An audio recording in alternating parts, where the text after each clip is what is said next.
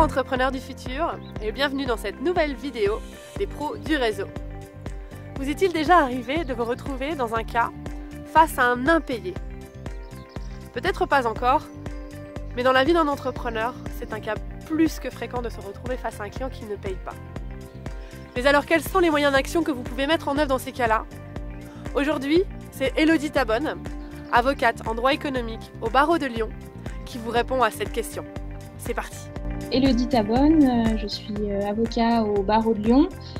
J'interviens donc aux côtés des entreprises en matière contractuelle et en matière également de contentieux, notamment en cas d'impayé, pour justement accompagner les entreprises dans le développement de leur activité et le maintien de leur activité.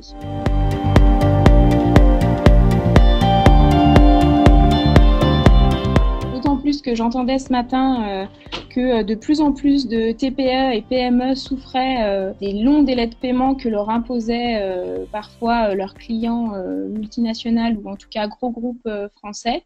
Donc c'est vrai qu'à partir du moment où le délai de paiement est écoulé, c'est-à-dire le délai de paiement qui est indiqué sur la facture, il ne faut pas hésiter, quand bien même on est une petite structure ou même une moyenne structure avec une certaine envergure, à suivre les impayés et à mettre en œuvre différents moyens, surtout que comme on va le voir, il y a des moyens qui sont ouverts aux entreprises sans forcément avoir recours aux avocats et qui sont assez rapides. Donc, du coup, il y a plusieurs moyens.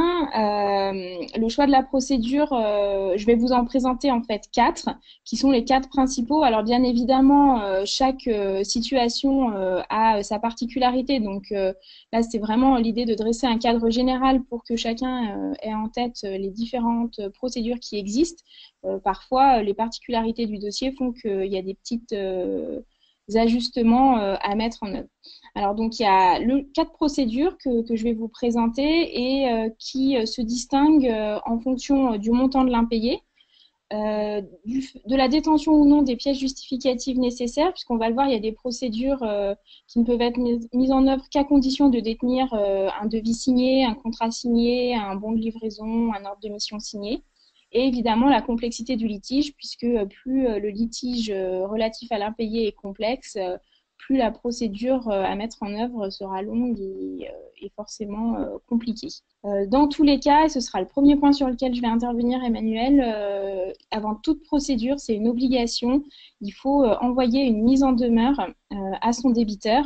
C'est important parce que quelle que soit la procédure pour laquelle on va opter ensuite, il faudra justifier d'avoir tenté de résoudre amiablement le litige. Donc, dans tous les cas, et ça c'est le premier point, c'est adresser une mise en demeure payée à son débiteur. Donc l'idée, c'est d'envoyer un courrier recommandé avant de faire appel, que ce soit à un huissier, un avocat, un tribunal, dans tous les cas, envoyer son courrier recommandé en rappelant les sommes qui sont dues, les factures qui sont en cause, et donc indiquer qu'on met en demeure de payer sous un certain délai. Alors ce délai, soit il y a un contrat qui a été signé ou alors des conditions générales de vente qui sont mises en œuvre, et dans ce cas-là, il y a des délais en général qui sont inscrits dans les clauses de ces documents, donc il faut regarder le délai qui est prévu. C'est des délais pour des mises en demeure. Sinon, c'est un délai qui est fixé librement, donc ça peut être 8 jours, 10 jours, un mois, au choix de la personne qui envoie sa mise en demeure. Moi, je préconiserais de mettre un délai de 10 jours ou de 15 jours. Ça permet en général au débiteur de répondre et ça reste assez court pour mettre en œuvre derrière des moyens d'action sans attendre encore un mois supplémentaire.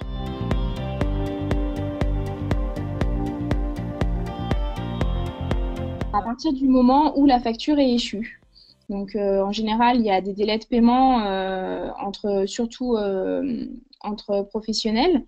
Donc là, qui sont régis par le Code de commerce, donc 45 jours fin de mois par principe. Après, les contrats et les conditions générales peuvent diverger sur ces points. Donc c'est à chaque entrepreneur, en fonction des documents contractuels qu'il fait signer, de connaître les délais de paiement qu'il a autorisés à ses débiteurs.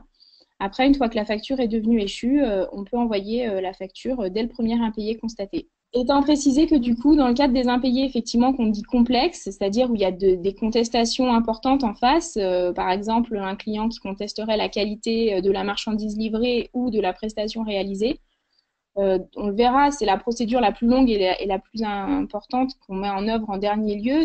Dans le cadre de avant d'engager cette dernière procédure, comme il y a le recours à un avocat qui est recommandé, l'avocat peut lui aussi mettre en demeure le débiteur et tenter une dernière fois de régler à l'amiable le différend par l'envoi d'une mise en demeure qu'on appelle courrier d'avocat.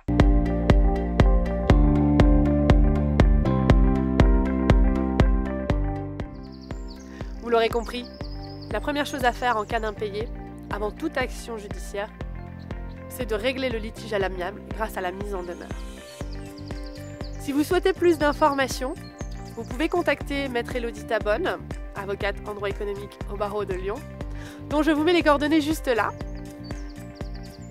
Et dans une prochaine vidéo, Élodie vous parlera du deuxième moyen d'action que vous pourrez mettre en œuvre si jamais la mise en demeure ne donnait pas de résultat.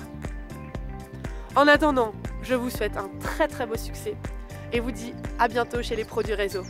Bye bye.